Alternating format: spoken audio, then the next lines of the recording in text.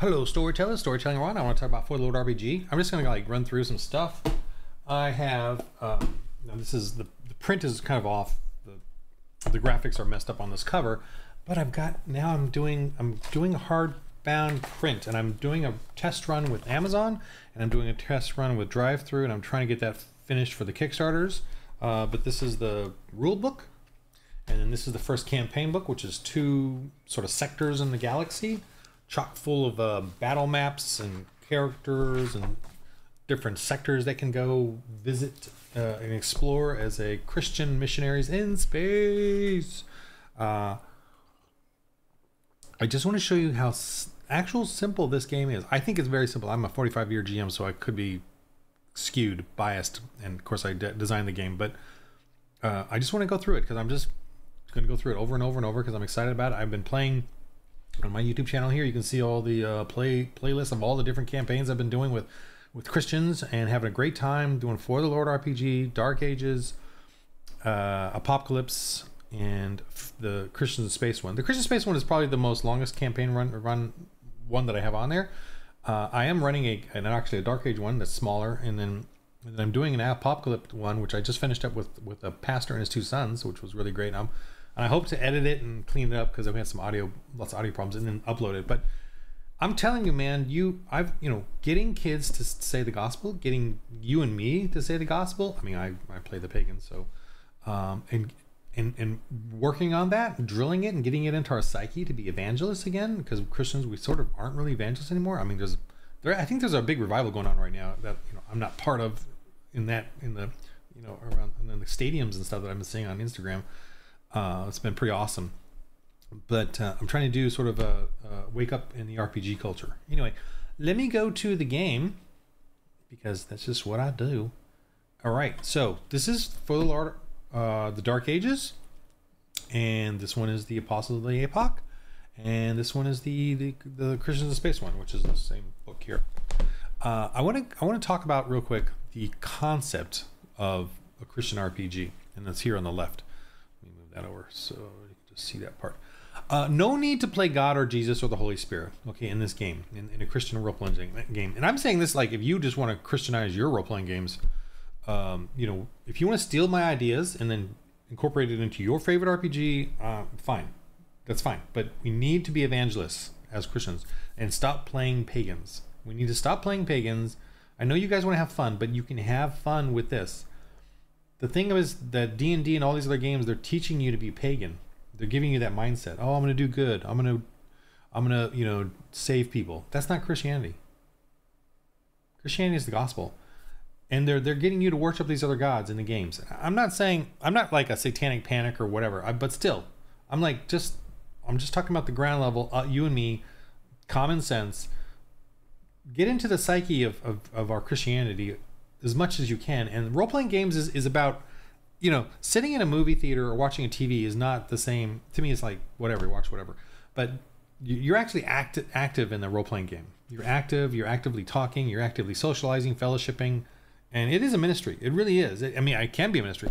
I get that you guys just want to have fun and play a game, but this is fun, and you're having fun, and it's still an opportunity to build up a fellowship and a ministry with other Christians. Okay, no need to have God or angels intercede. Now, in my game, I do have it where you pray. That's sort of an intercession. Gives you inspired die, and then also the female can call in, "I see an angel," and then has like this angel come in and can do a few rounds of epic fighting or scaring off the pagans, but that's it. I don't really do like story wise. I don't worry about God or angels interceding, and the reason is you and me are missionaries, and we're going off to do our missionary work and evangelize like I am here. It isn't necessary that we succeed. You don't have to be a success, and you don't have to be correct or perfect every time. And God doesn't need us to succeed as missionaries, right? He's got this. God's got this. Jesus has got this. Holy Spirit's got this. He doesn't need us to. And the gospel, to me, the reason Jesus gave us the Great Commission isn't because he needs us to do it. It's because, if you're going to do something, here's my way of playing it off, but if you're going to do something, I guess you could do this. You know, he's giving us something to do because we love the Lord so much that we want to do something for him. And even though it's silly, we are silly and imperfect and goofy, and not one of us is good. We can do this, evangelize, and even in a role-playing game, yes, you know, it's drilling. We drill in everything else in life. We practice, and then suddenly when we do a role-playing game, we stop. Let's play pagan now, you know. And I'm like, no, let's play Christian, and it's fun. All right. It is all about the player as a missionary trying to serve the Lord. So it's all about the character just trying, you know, and failing probably. No need to reconceptualize God's will or the Bible. So I get a lot of Christian RPG or game designers who tell me like of their game designs, and I'm like, it's like literally they want to go into the Bible and into the stories and I'm like, why do that? Why not missionary evangelist stories? You know, church history stories. I like church history stories and going into that. The reason is the Bible is already set, like it's done. I don't think we need to go in and relive it or live through it, or that's the way of a Christian. What we're missing as a Christians is church history. We're forgetting church history for Star Wars fandom, for Marvel fandom, for D&D fandom. You know, when I was doing the Star Wars RPG, I didn't know that much about Star Wars, so I started obsessing over all the Wikipedia stuff just to learn more about it. And I'm like, and thinking back on it, I'm like, why didn't I just do that with, you know, church history? Because church history is so freaking amazing and crazy. And what Christians have done throughout history, especially the white colonizer Christians, actually is such a force for good. Even in their mistakes, even in their being so fallible and flawed, I still love those stories now that I'm reading them and checking them out. And we're missing out. We're so missing out. We're like studying Jedis and we're studying superheroes, and it's just fluff, you know, whatever stuff in the wind, and nothing matters. But the church history is so incredible and eye-opening, and that's what my Dark Ages setting is trying to get across to you guys. And they made mistakes, and that's fine, but they made mistakes for the Lord. No need to wonder if one is doing God's will. Okay, so you don't need to wonder about it because you're trying, even if you're stupid. And in my games, you see the players will do stupid stuff and stuff that's not unchristian. Now, it isn't that they want to do unchristian stuff. It's like there's, you know, there's compromises and stuff. For instance, here's a good example. The boys, 9 and 10, it was really cool. They were fighting like slavers, okay? Because paganism is totally slavery. But they realized at this one point, like, we can't just keep killing all these guys. So let's just buy the slaves that they have, and you know, and then we'll deal with them later. And it was really cool that they made that choice as opposed to just fighting. And the slavers were like, oh good, we're gonna make profit off of this, and we're gonna go buy some more, raid and get more slaves. And they're like, we can't fight this right now, we got to go. They're trying to do something else. They're like, we're gonna come back to them and try to persuade them later on, you know, stopping their slavery. That was awesome, because that's exactly what Christians did in church history in the early period of the church. They did not have enough power to stop slavery, so they bought the slaves, as many as they could, and then created this culture of freed slaves. That was early church history in Europe, and we've forgotten that. We've erased that. We don't want to know about that. But the slavery ended in Europe because of the church, because it slowly worked on it. It didn't just like start a revolution or rebellion immediately. It just bought the slaves, and Pope Gregory and the others started working on that slowly over time. And it took a while. It took hundreds of years, but they eventually sort of cleared out slavery in that form, you know, in Europe. Okay, no need to debate or argue theology with professing Christians. So this game is very open to Catholics and Orthodox and Protestants. I'm a Protestant. I'm a Reformed Baptist. I'm very conservative, right-wing, traditional, Trumpy dude. I don't know. Trump's not my savior. But what I want Trump for is to get the government, the state, out of the way of the church. The separation of church and state was instituted or believed to be a good thing back when the church ran the schools, ran the universities, ran the community centers, ran the YMCA type places, everyone went to church. That's when separation of church and state was a valid point, and everyone nodded along. Today, the churches ran the hospitals, but today what's happening? The state is running everything. They're Marxist, communist, socialists taking over, and we as the church are painted, stuck in a corner. And then they're still screaming separation of church and state, but the atheists control the government, the state.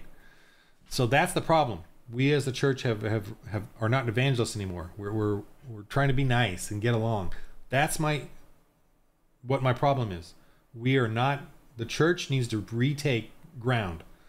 Schools, hospitals, orphanages. Look at the orphanages now. They're totally LGBTQ. The state is promoting LGBTQ. The state is picking a lifestyle. It's promoting a lifestyle. It should not be doing that.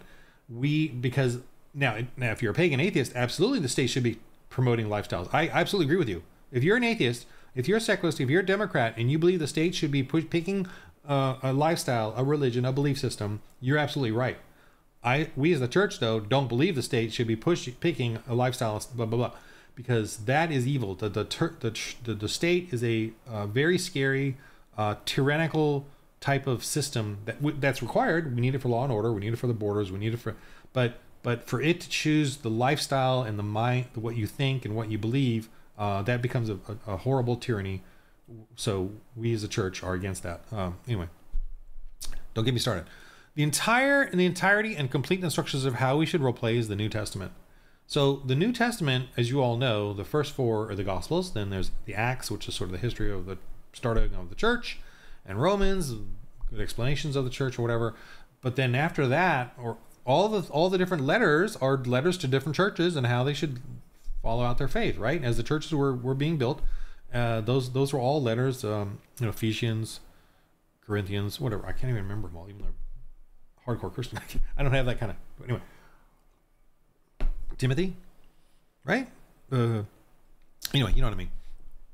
So they're all like how that's it. They're all argued too, right? Remember the letters are all about you doing this wrong, you're doing that wrong. Anyway, mission and church planning. That's it. So no need to debate, argue theology. The point here is that you're not. We're trying to just evangelize and plant churches. That's it. As far as the theology, that's like backstory in the churches once they're planted. Ministers come in from your previous churches or the chapel, the cathedrals, or the organized religion part of it comes in and gets the church running. Administers the church. You as missionaries plant the church and then move on to the next adventure. So you're not trying to do theology as much as you're trying to do evangelism. You're trying to convert the locals to accept the planting of a church through, accepting Jesus Christ as Lord and Savior. And it isn't that the villagers necessarily convert. It's that they accept you. We think what you're saying is decent and interesting, so we're going to allow our church to come in, and then that's when the whole backstory of theology works in that area. So in the game, you don't have to go through a whole big theology thing. It's keep it very nice and simple and fun and lighthearted as far as converting the locals, so that they'll stop sacrificing their children, stop enslaving people, stop doing evil things like pagans do, and then accept a church being planted, and then move on to the next mission kind of thing. So mission and church planting, that's it. Yeah. All aspects of prayer, blessings, casting lots, rolling dice, matters not if the Christians succeed or fail. So you don't have to worry. I've had a few people ask, well, this is, it could be sacrilegious. What do we do the wrong thing? No, just you can fail. I can fail at this ministry. You can fail at a ministry in church, and you can pray 17,000 times and still fail at something, right? Or God's gonna choose the way it goes. So playing a game as a Christian shouldn't matter to you whether you look good or bad, actually, right? You're never going to be perfect. So just do it. Just do it. You will get better, and then get better at it. Iron sharpens iron. Do this with other Christians. Make mistakes. Figure it out. At least you're doing it, because right now all we're doing is playing paganism. We're supporting paganism. We're rooting for paganism. We're promoting paganism, and we're doing it to our kids. We're giving it to our kids. We're playing D&D with our kids, and now all they're doing is learning how to be a pagan. This game teaches you how to be a Christian. Teaches your kids to actually evangelize. I've had the pastor issues, and I've had other kids. I've had I haven't played that with that many, but about a dozen have said the gospel. Terribly, but they still realized they had to articulate in the game. You got to stop slavery because God says not to do that. Well, why? Who's this God? Well, it was amazing. You're missing out. Getting kids to have fun, shoot bugs, you know, and fight toxic zombies, but then go to the villagers and tell them, hey, you know, one of the sons, one son was like the pastor guy, and the other was just a guard, like a warrior. But towards the end of the game, the guard guy, he's like, you know, I want to go talk to that witch because they caught a witch, and he wanted to go talk to, and he spoke the gospel to her, you know, and I was like, oh, okay, fine. He had -2 spirit, but he still wanted to do it. So that, you know what I mean? That's the kind of games where you're missing out on it, you know, and this is amazing that I'm tooting my own horn here, but I don't feel like I feel like, and I'm not trying to say to you, oh, the Holy Spirit and God led me to do this, thusly you got to do that. I'm not trying to say that, but this is not me. This is like, I feel like, and this concept should not be original to me. Let's work on evangelism and church planting. Like, that concept is not mine, right? But this game has all that, and it's amazing, and I love it, and I'm just trying to get that across to you that you're missing out. I've been missing out for so long. This really wants me to learn more history, more of like what Christians have done in the past in the church, you know, so that I get more ideas about adventures to do and stuff. What matters is that we take up the cross, we strive for the Lord. So you're like, you know, a lot of people are saying, oh, I just want to play D&D, I just want to, you know, have a good time. But you're realizing you're dumbing yourself down, but it's a game where you're actively participating with your mind, your spirit, your storytelling. You're actively participating in it. And what I'm hoping is, what I need personally from me is that we have more and more of us Christians actively storytelling as evangelists. As evangelists, not as Christians who want to do good and be good. That is ridiculous, and that's all I see in Christian entertainment is, I want to do good. I need Jesus. I need Jesus to change me. I'm sick and tired of that. I don't care about your feelings for Jesus. You know, to put it bluntly. What I care about, me personally, is what are you doing for the Lord? To me, that is more important than that you need the Lord or you need Jesus in you know. And I'm not trying to, I'm belittling it, but I'm not trying to insult you. I'm just trying to say, hey, we need to do something for the Lord. If Jesus is really doing what you're saying, I don't like telling me that Jesus has really changed your life doesn't matter. Looking at what you're doing means, oh, Jesus has really changed that person's life. Like, the fruits. I want to see the fruits, and the fruits is taking up your cross, and doing something. And this is my little thing here. I want to do this for the Lord. This is what I want to do, Lord. You know, I may not have all the tulip down. Actually, I do believe in all the tulips, the 5 things of Calvinism or whatever.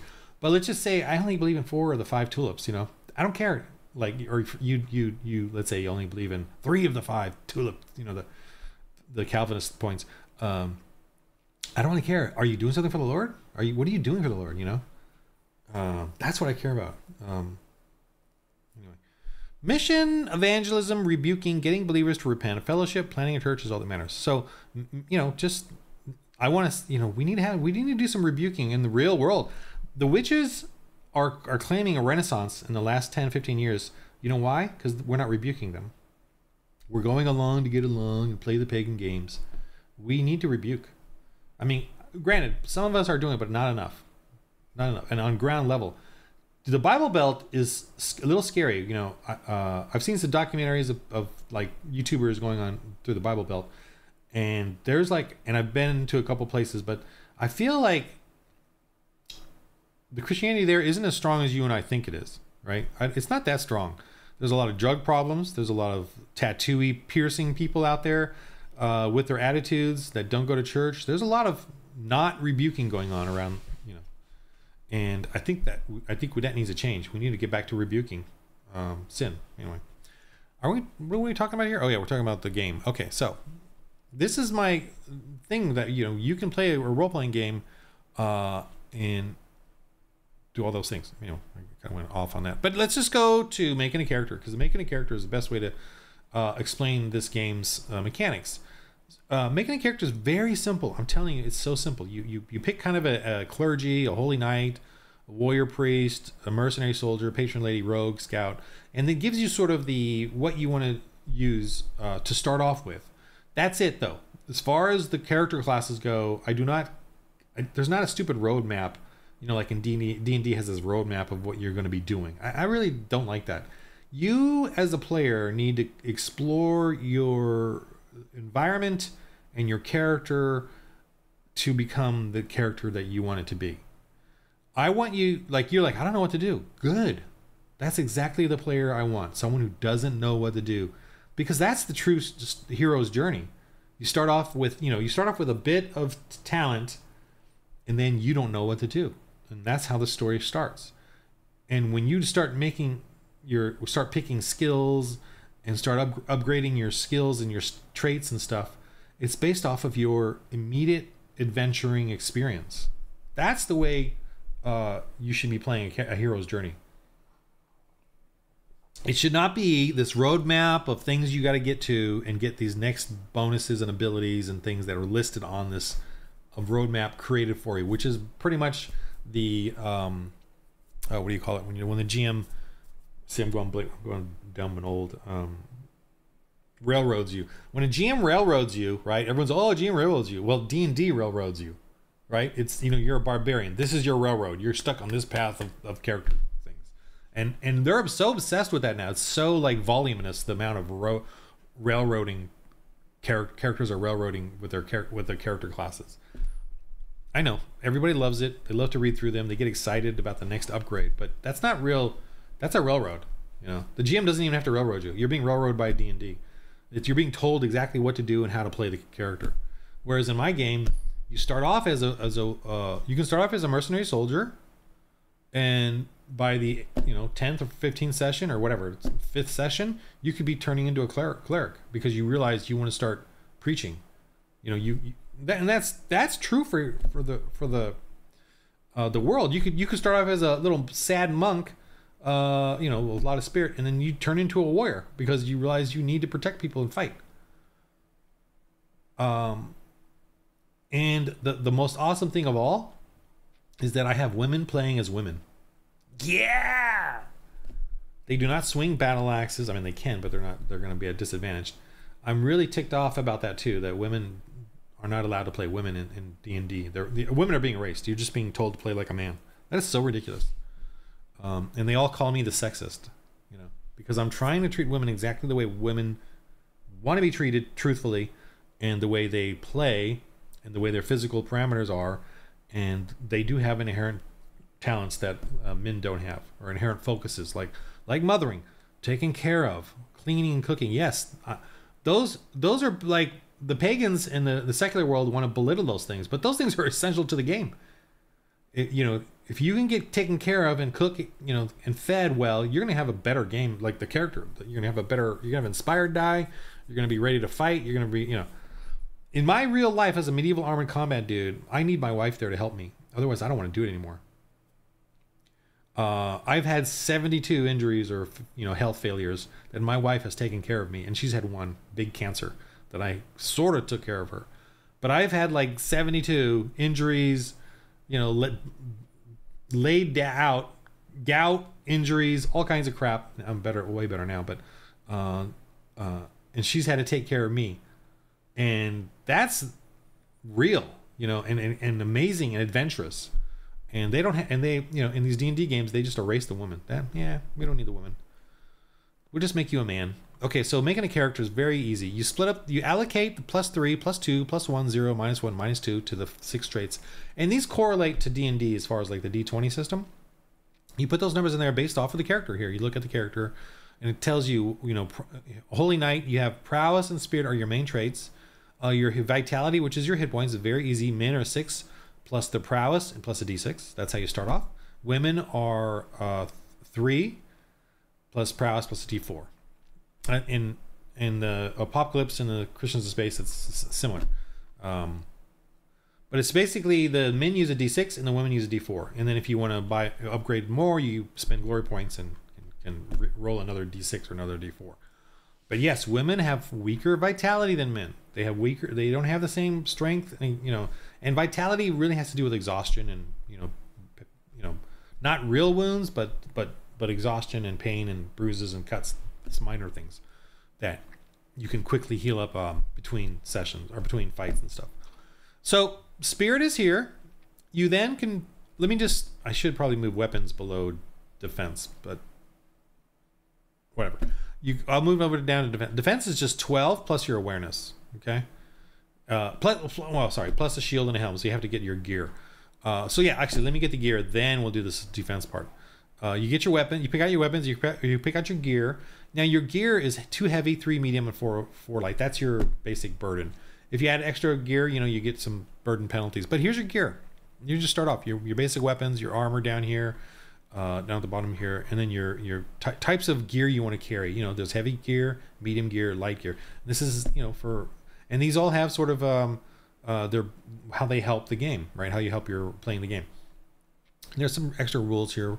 There's extra styles here for the weapons, but these you don't have to worry about at the beginning of the game. And as you become better, as you get more comfortable with the game, you can start adding these styles in. Obviously, the weapons have a basic damage, and they have a burden, so you got to put those in the burden slots as well, the gear burdens. And then you have your styles here. Yeah, again, those are for when you get better at it. You have your armor here. Your armor has a die save as well, so that reduces the damage when you do get hit. Armor does not affect you getting hit. Armor affects the amount of damage you take, and that's what I experienced in my own role playing. Ooh, I gotta go help the wife. Okay, back. So when you choose, when you're choosing your weapons, your gear, and your armor, it's not about there's no buying, right? You just kind of decide what you want to use. But I wouldn't look at the numbers. I would suggest when you do it is to think about the character. Oh, by the way, I have plated mail here, and just so you know, plated mail is not really part of the 6th, 7th century, but I put it in there just as a reference. So usually it's brigandine, chainmail, hard leather, soft leather. But I really, you think of encouraging the players to, or if you're a player, to think of it more of what is my character? What kind of character are they? Because you can actually get better and better with every specific weapon and armor with glory points. And just so you know, glory points can upgrade the damage of your weapon. You can upgrade the to hit of your weapon. You can upgrade the armor save of your weapon, because what it means is you're improving that weapon for your personal taste. And down further along shows you how you can spend all your glory points. But so it's the traits. You pick your gear. Your defense is based off of if you get a shield and a helm and your awareness. Your armor save is based off of what weapon or armor you pick. And this is just, you can put a note here what type it is and if you ever get any damage on it. Your vitality is, for men, is a 6 plus your prowess and a d6, no rerolls. Women, it's a 3 for this one, plus your prowess, which is probably low, and plus a d4. So women's vitality is going to be very low, just like in real life. So women have to think of it differently than men, and just like in real life, because women are women and men are men in this game. And I'll explain what advantages women do have. So blessings and skills. You pick the skills you think you're going to need, and if you don't know what you're going to use, then wait until you figure it out. See, that's the way I want you to play this. You can make up any skill you want. I want to. You're a fighter. Let's say you're just a basic knight fighter. Well, I want to get better at my weapon. Okay, so you can actually add a D. The GM should know. You can actually add a D plus that 1 die rank here to your weapon to hit. You get your. So I'll just do it real quick. Let's say you got a prowess of 3. You get a plus 3 to hit there, and you can add a 1 die rank if you want to spend your because you get 3 skills to begin with. Basically, you get 2 skills, and then if you show up, you get 1 glory point. So basically, you get 3 skills. And there you go. You get 3 plus a 1 die rank. What does that mean? What is a die rank? A die rank is, I just want to show this real quick. A die rank, I'm using Foundry here, is a die rank is a D4. 1 die rank, rolling a D4. See, D4. 2 die ranks is a D6, right? 3 die ranks is a D8. 4 die ranks is a D10, and 5 die ranks is a D12. So you don't get all these dice. If you have 5 die ranks, it's a D12, and you roll a D12 with your nat 20 or whatever. I mean, not nat 20, your D20. Die ranks is the way we do skills in the game, and I'll explain that more in just a sec. So where are we at? So skills. So you're going to pick skill. So you're going to pick skills at the beginning, and if you don't know what skills to do, the GM can suggest some for you, or you can just I want to do smithing. Okay, weapon smithing, armor smithing. You got to be a little more specific, but smithing.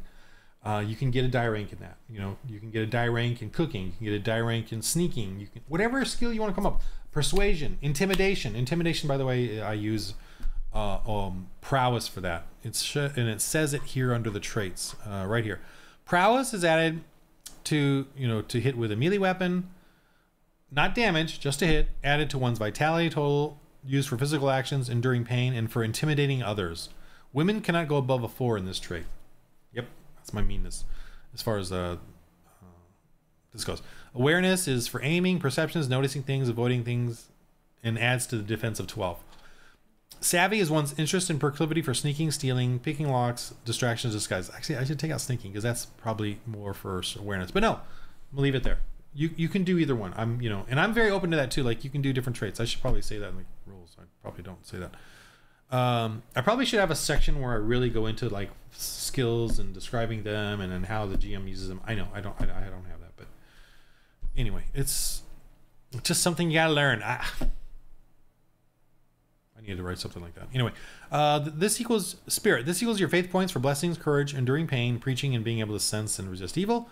Intellect for reading, finding clues, knowing history, understanding natural things, and for crafting. Society for charm, deception, persuasion, leading, performance, and wit.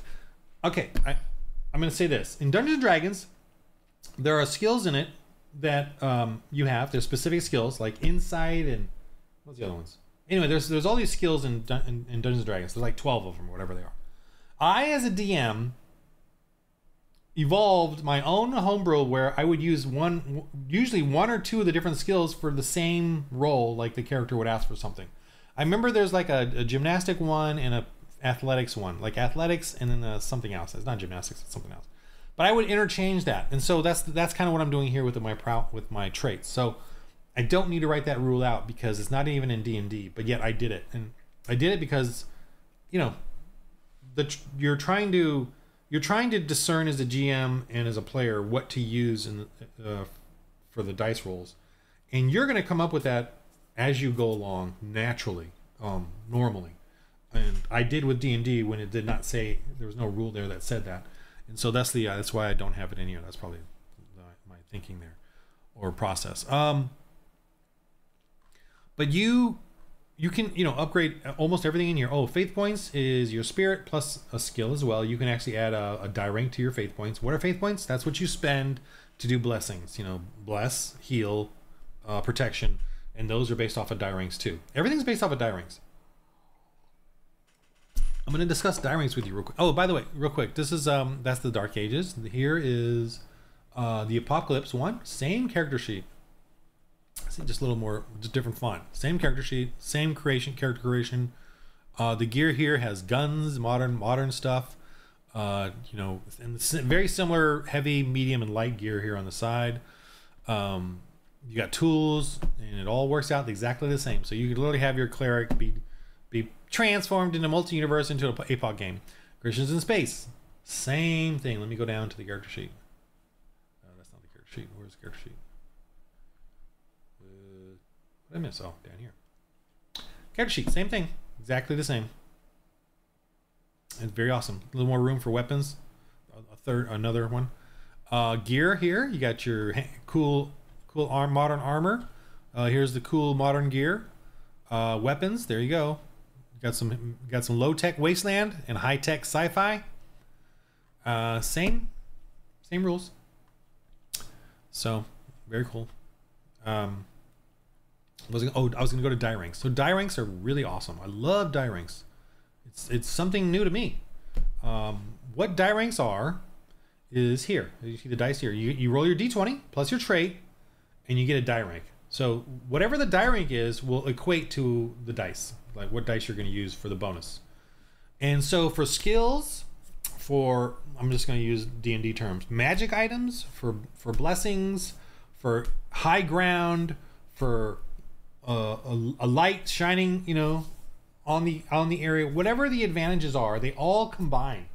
And that is awesome because it's a die. It uses dice. You still roll dice.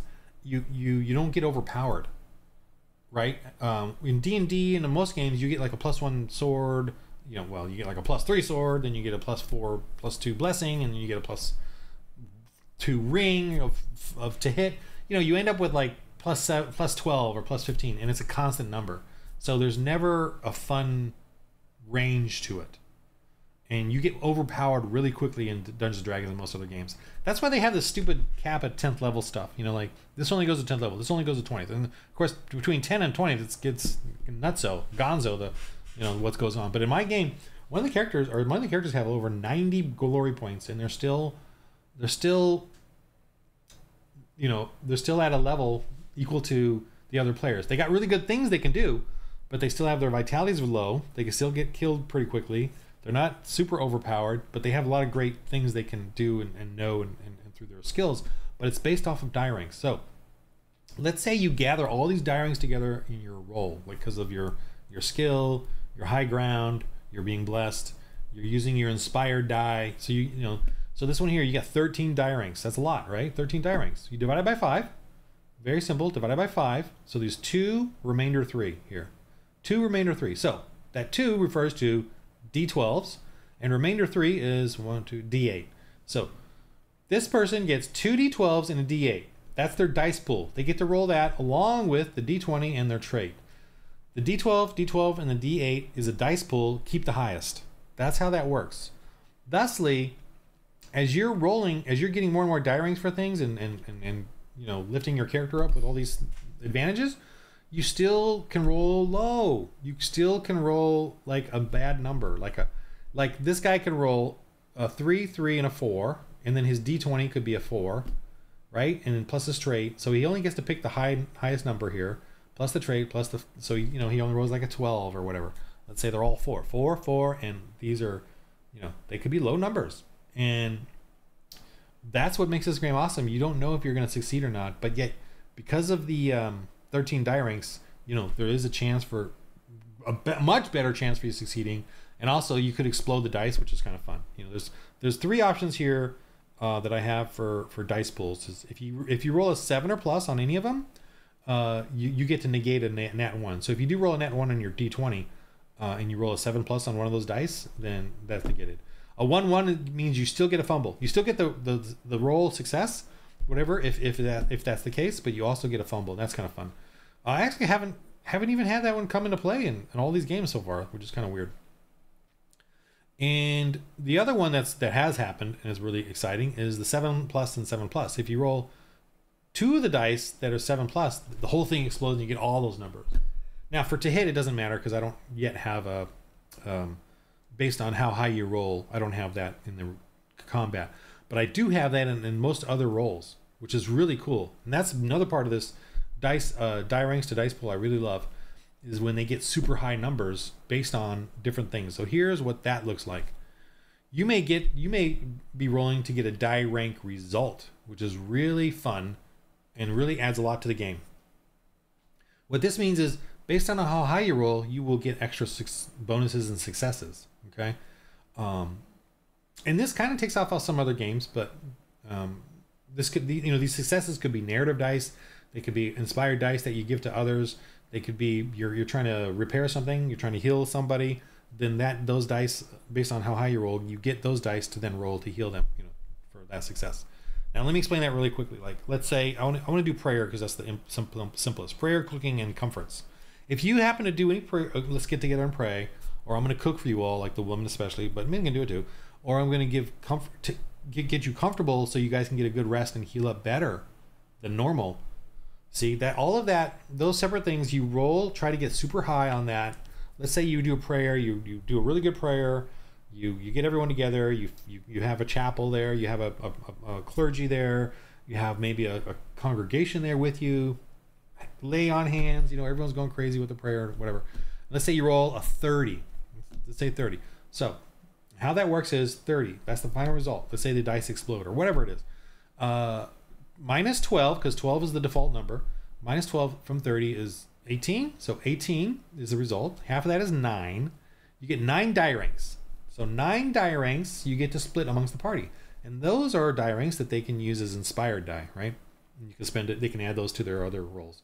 And each of those represents that upgrade of that dice, so that you can get bonuses to your rolls. So that's the same with cooking. Same thing. You're cooking. You add spices. You all this stuff. You get all these die. You add all these die ranks together to get a roll and try to get like a 30. and then you get 9 die ranks of cooking, and then you can, you know, you all had a great meal, very sustenance and whatever. And that gives them a bonus, the inspired die as well. Comforts, you know, the nun will take care of everyone, make sure their place they're resting is really comfortable, and blah blah blah. Same thing. That's the same thing with healing. Now, healing is one bit of difference. If you get the 9 die ranks, right? You get a 30, let's say, total for your healing roll, and you get 9 die ranks. You then roll that to heal that person with their vitality, especially if they're really low, because they're not going to heal that much when they rest. Right? They heal a basic amount, but you want to get them healed up quickly, patched up to fight for in the next encounter or whatever. So, and let's say you get the 9 die ranks there. So then you roll that. That would be 5 die ranks as a D12, and then 4 left over as a D10. Now, a new rule I have is you roll a D12 and a D10, and you add them together for something like healing, and that will heal that person that many hit points. Okay, total. Yeah, you can roll low. You can roll a 1 and a 1, but that's just the way it goes. But that's for healing, and same with repairs, same thing, you know, repairing stuff. And a lot of things here's what's cool, die ranks. Die ranks I use all the time for if you get a wound, if you damage your stuff, if you need, you know, things get shot up and damaged, they lose die ranks. So what does that mean? You see, the die ranks are coming to play. They go up and down, pluses and minuses. I love this because I can just keep playing with that, you know, as far as things getting damaged, things getting repaired, die ranks, negative die ranks, plus die ranks. And when they want to do a roll, they get all these die ranks, you know, their gear, especially in the sci-fi. If you get a lot of gear in sci-fi, that adds to your bonuses. What's cool about die ranks and turning it into a dice pool is that you're not overpowering the character or the game with these mechanics. You know, there's no cap. You know, I get it. Someone can get 20 die ranks all the time because they've got crazy gear, but they can still roll out. They can. I mean, you know, when you're that good, you probably won't. And you know, at some point the game is going to break. You know, when you go too high. But right now, most of them are not. You know, this guy's played 40 sessions. He's got 90 plus, or some of them have 90 plus glory points. He's still right along with the beginning. If someone came in as a beginner, they could still hang with the guy. And I mean, you know, it'd still be tough, and you know, they're the newbie, and then they got to learn and you know, get better, but not like a 20th level on a first level, you know, in D&D or something. So I love the die ranks. Die ranks are great. Die ranks can go up and down, and if someone is wounded, by the way, if just to remind everyone, if a character is wounded in the game, or they have damaged or whatever penalties, I do not let them use the penalty. I, as a GM, take that penalty and add it to my side. I will add it to the difficulty of the roll. So I'm the one that decides the difficulty of them achieving something, right? Whether it's a 12 or whatever. If they're going to climb a cliff wall, I will pick out the die ranks. I will say, well, it's a really high. I'm going to say 2 die ranks because it's really high. It's wet. I'm going to add another die rank. It's really sheer. I'm going to add another die rank. You know, and I'm describing it to them as I'm doing this, as I'm thinking it out. You know what? There's a lot of rock clefts and holdings, so I'm going to give you a die rank bonus because there's actually a lot of rocks you can grab onto. So actually, you know, you can have a die rank. But I'm taking 4 die ranks, let's say, for how difficult this cliff is to climb. So that's a D10, right? 4 die ranks is a D10. So D4, D6, D8, D10. D10. I roll a D10, and I will add that. Let's say I roll a 5, and I'll add that to the 12, and it's a 17. So it's a 17 for them to climb up that cliff. Oh, but wait, this guy has, hold on a sec. This guy he's wearing full armor, right? His armor save is a D10. Aha, never mind. I'm going to take that. I'm going to re-roll this. I'm going to take my 4 die ranks, which is a D10, and his is a D10 because of the armor he's wearing. 4 die ranks. Now I've got 8 die ranks. Now I'm going to re-roll. It's a D12, so it's 8 die ranks. So there's a D12 here, and then 3 is a D8. So I'm going to roll a D12 and a D8, but I'm going to pick the highest, and then add that to the 12 because he has that armor on. So it's going to make it a little harder for him, and that's called treacherous terrain. And because he has that armor save, I'm going to add it to the difficulty of climbing this, or to the dice, you know, to decide what the difficulty is on that number to achieve that. Same with defense. If the character has if they're wounded at 3 die ranks, minus 3 die ranks, they don't deal with that roll. I take 3 die ranks and add it to the defense of the thing they're trying to hit. So if they're trying to shoot at some space worm, and I know they're injured by 3 die ranks, that they're injured, they have a wound, they're so that means they're having a hard time shooting. So I'm going to take the 3 die ranks, which is a D8, roll it, add it to the defense of the space worm, so it has a higher defense for them to hit. I do that kind of stuff, and it's really nice and simple that way. When there's penalties to their gear or themselves, they're wounded or whatever. So that makes that nice and simple and fun, and you can really play with. I use the die rank results now a lot, and as a 45-year veteran GM, and I love it. It really helps me to decide things quickly using dice without me making that decision myself. I get to just roll it, let the dice decide. And this is an interesting part of this. And I've had this happen twice now. I use dice a lot for my to make decisions for the villains. I don't make the decisions. I like to just roll and let the dice decide, because making decisions for the villains has a lot of levels of difficulty to it. One, story-wise, am I controlling the story too much? I don't want to control the story. I want to let that story play out, and I tell story based off of how it plays out. I don't want to control the story. 2, manipulation. I don't want to manipulate the players that much. I want things to happen in a haphazard way so that they can react to it, as opposed to me controlling and manipulating them. So for the villains and how smart they are and what they choose to do, I might give them a factor or whatever, but I want to roll the decision-making process using dice. And I say ahead of time, all right, this guy's really brave. He only needs a 7 or higher to keep fighting you. 1 through 7 he'll back off, but 1 through 6 and 7. So I roll a d20, and but usually it's kind of a 50-50, but it's based on the situation too. And I can even use die ranks to decide that too. I can even add some die ranks, roll the die ranks, and then add that to the difficulty, and then make a decision off of that. I roll dice. And here's the funny thing, and also another difficulty level of that is my guilt. Am I cheating? Am I controlling the situation? Am I making a decision? A lot of the times too, as a GM, when you make decisions, that upsets the players, right? Because of the decisions you make, because you're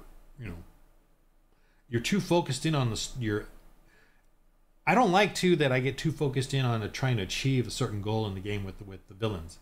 I don't want to do that. I want the dice to decide.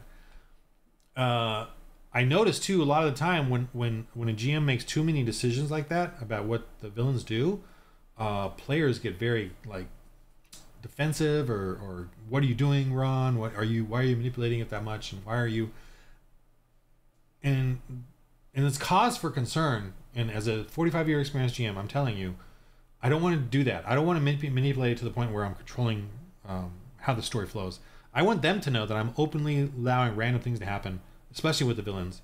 I will make it I will move the goalposts a little bit, but I want them to know what I'm doing, because it comforts them to know that I am not railroading them in that way. I am allowing the situation at hand to decide that. And that's a good thing, because as a GM, you should not be that manipulative. You should not be that in control of what the villains do, or whoever it is, the neutral characters. You want to let dice do it, and let them see it as well at some point. Most of the time. And it's actually a fun relief for me as a GM. I'm so relieved to play it that way that I roll dice for what the villains decide to do openly, because I'm free now just to kind of, like a referee, just to kind of get the game moving along, in that regard, especially when it comes to confrontations. I like to set up the story and set up the elements, but then I like to let the flow of the story happen without me controlling the villains too much and who they react to. I like the dice to decide. It's just such a relief to let the dice decide. Now, a funny thing is, twice I've had players roll dice. I'm like, what are you doing? Without me asking for them to roll dice. Like, I'm just deciding what my character does, because they're taken off of what I'm doing. And I'm like, no, you can't do that. I'm like, what? I'm just going to roll. No. You need to have agency with your character and make decisions, on that character. And I told both of them, now, if your character has dice and wants to roll in the game his decision-making process, and that's part of his character, you can do that. But you cannot, as a player, roll dice and then, decide what you're going to do the character is going to do. You know, I don't allow that at all. I want you as a player to make that decision yourself, to do that. Okay. So I know I am rambling here about this game. I love this game. I'm telling you as a Christian, you guys you're missing out. This game is really a blast. Please go look at my YouTube channel. The biggest problem with my YouTube channel with the games is, for me, that I don't edit. I don't cut it down. And we have so many, there's always like constant like technical issues that happen, or you know, people get knocked out, we got to wait for them, and I should learn more to pause the game more as that happens. But it just kind of, I'm not sure if it's a short problem or a long problem. You know, by the time I realize it, I've been recording. But I just don't want to go back and edit, because I'm doing so many different things, like making videos, designing the games, I'm writing a book. You know, and I'm trying to do these videos and stuff. I've only got so much energy, and I can't really. I'm not young anymore. I'm old. I'm tired. Anyway, I'm just having a blast doing this, and just doing it the way I'm doing it. And I just want to do another rambling video about the games and how much I love them, and not do another political rant video, which I'm definitely tired of. But boy, the pagans do not let up. They got more faith than me. It appears in what they believe, because I just want to relax and be peaceful and have games and enjoy life, and apparently that's not what we're allowed to do anymore. We have to actually take sides and force the conversation into politics. So here we are. Anyway, this is For the Lord RPG. I just wanted to ramble and talk about it again, and how much fun it is. I'm actually staring at it right now. That's why I'm like looking at you, but I'm staring at all the funness of it all. I'm putting these on Amazon in drive-thru. Oh, I just said it earlier in the game, but I hope to get them on Amazon so that you can buy these hardbound versions, and you know, it's in your hands and you can play the games. Anyway, it's just been a blast for me. I hope it will be for you, to evangelize. Like, actually, you know, like here, I'm going to end it with this. In this game of life, and in the role-playing game, in the game of life, roll holy dice. It's so awesome. Roll holy dice. All right.